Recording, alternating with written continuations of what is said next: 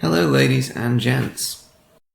I'm here to talk to you about some books that I've just finished. This is Sadeq Hedayat's The Blind Owl and Other Stories. And this is Philip K. Dick's The Transmigration of Timothy Archer. Why am I talking about them? Well, I happen to read them at the same time, and the last story, Buried Alive, in this book is all about suicide, and the whole general theme of Hedayat's is poetic depression. And this book is very heavily featuring suicide. Now, they're completely different in tone, linguistic approach, of course. This is translated from Farsi. I should say this is an English translation. I don't speak Farsi. Now, the first story, The Blind Owl, is the most famous one that I hear people talking about on YouTube. It is very good. It's one of those weird kind of poetic tales. And actually, all of these stories are very poetic. Hedayat is not so much a novelist as he writes novel-length poems. His use of repetition is very deliberate and very clever, and of course it leads to great effect. Now, personally, I would advise you to buy a book of multiple stories instead of just The Blind Owl on its own. These stories aren't very long, there's quite a few in this book. Now, if you're of more sensitive nature and perhaps slightly put off by the idea of stabbing women as a healthy, well-adjusted person should be, I would strongly advise you to turn to page 182 and start with The Stray Dog. Now, why do I say this? Well, The Stray Dog is a story told from the dog's perspective about a dog who is lost in a foreign land and how he ends up. And he really captures the tragedy of this poor dog, its loyalty, its great forlorn sickness of the heart, and we all will identify with that. I can't think of a single person that I know who wouldn't identify with that story, whereas The Blind Owl is a bit more challenging, and the characters are not sympathetic. In a lot of his other works, the characters are not sympathetic, although, again, you can identify with them. All these stories are very short as well, so it's not a huge commitment. Now, Hedayat is very knowledgeable about old literature, Persian literature, which of course I'm not, so he includes quotes and poems and things. And he did live in Paris for a long time, so he's also able to write in a way that we can relate to. So turning to page 240, this is The Man Who Killed His Passions. He's talking about certain inner struggles which we have with ourselves as people who deprive themselves and live a certain kind of sub-ascetic lifestyle. Now, a lot of the smaller indented sections are quotes from Persian poetry, which I'm not familiar with, but Hedayat peppers this throughout the text to great effect.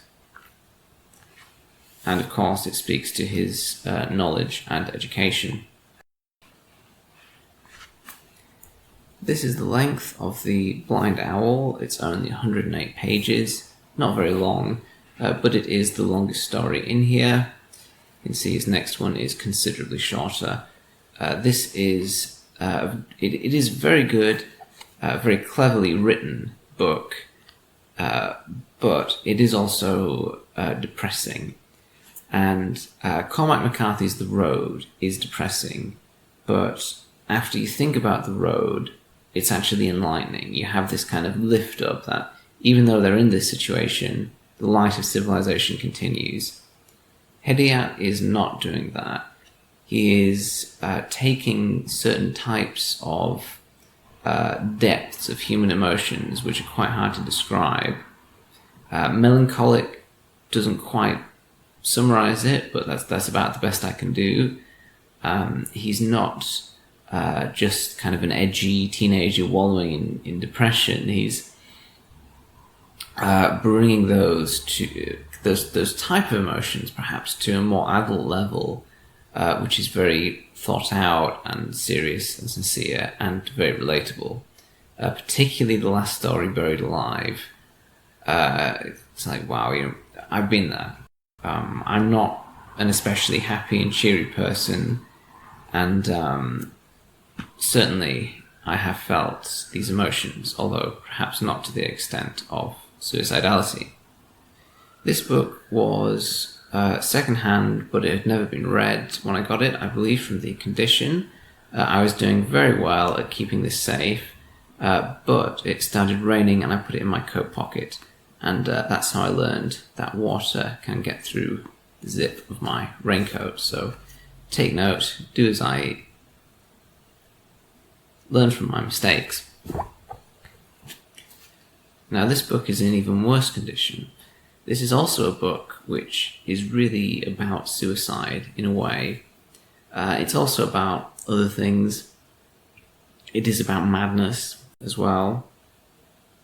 Now, I bought this book mainly because it's one of Phillip K. Dick's, and matching these vintage publications, covers, and I love this style. It's so appropriate for Phillip K. Dick.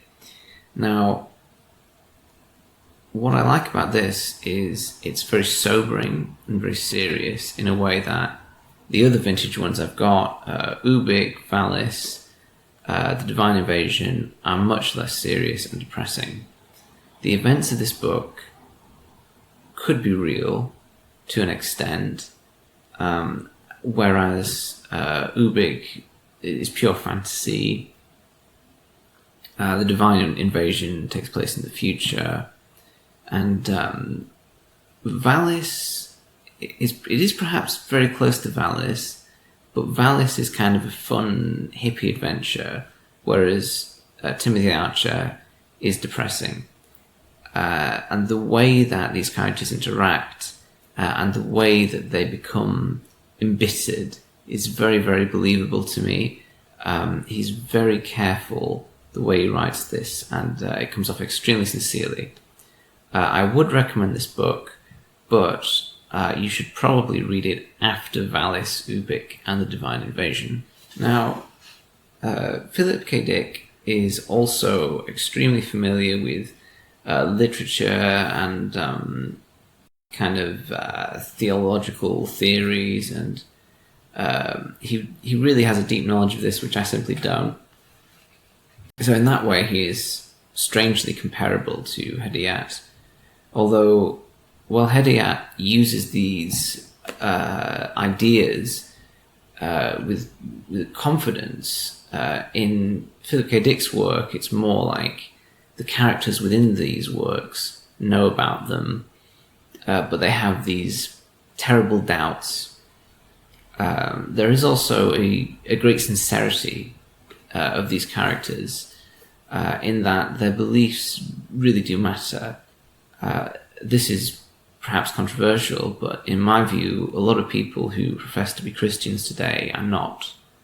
And I don't call myself Christian, even though I'm very interested in Christian doctrines, simply because I don't believe in the divine aspects.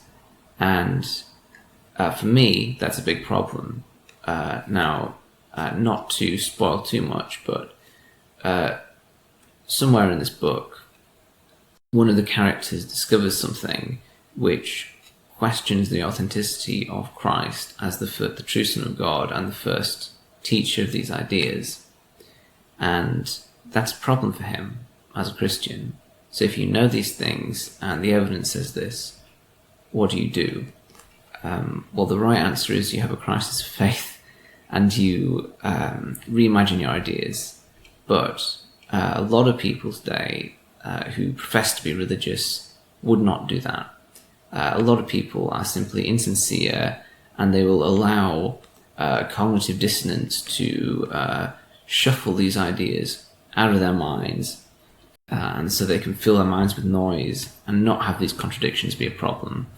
If your mental positioning is such that contradictions aren't a problem for you, I would suggest that you're living on the edge of a cliff, and you're in a very precarious position where so far you've been getting away with it, but it's only a matter of time.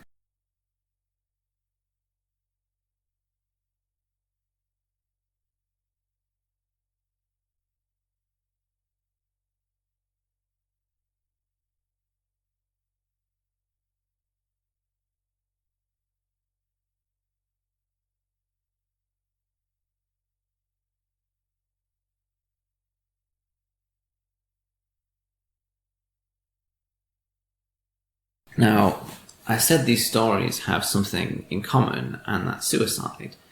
And I know a lot of people don't watch to the end of these videos, so consider this a kind of bonus talk. But while I was reading these books, someone I know vaguely committed suicide. And I'm not entirely comfortable talking about this. I don't want to trivialize it. It was someone in the building where I was working at the time jumped from a great height and passed away. Now, thankfully, I was buried in some other lab inside, and I didn't see the event. But someone obviously did, and I can't even imagine seeing that. I mean, you see a lot of things in films, video games, television, but I can't imagine that's the same as seeing the real thing. Now, it makes me feel very uncomfortable to talk about this because I saw this guy. I saw him in day to day. I walked past him, and I didn't actually know his name, which is a bit embarrassing. But I had talked to him. I had said hello to him, that kind of thing.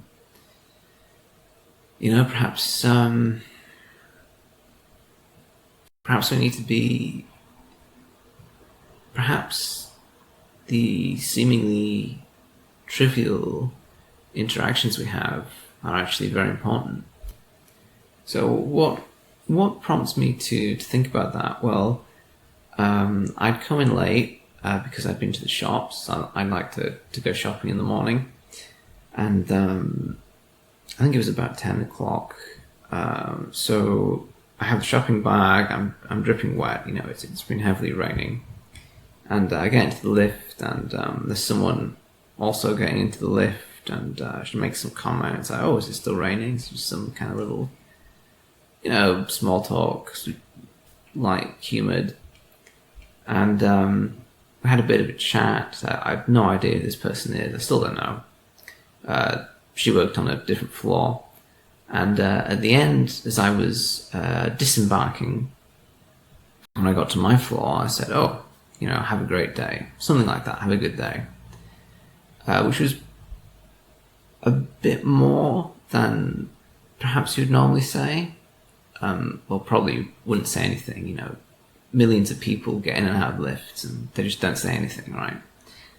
And I was kind of reflecting on that and thinking, actually, these very minor interactions, maybe they do add up to something. Maybe that small little thing that you did actually really improve someone's day. I'm not basing this on anything deeper. It's just my musings.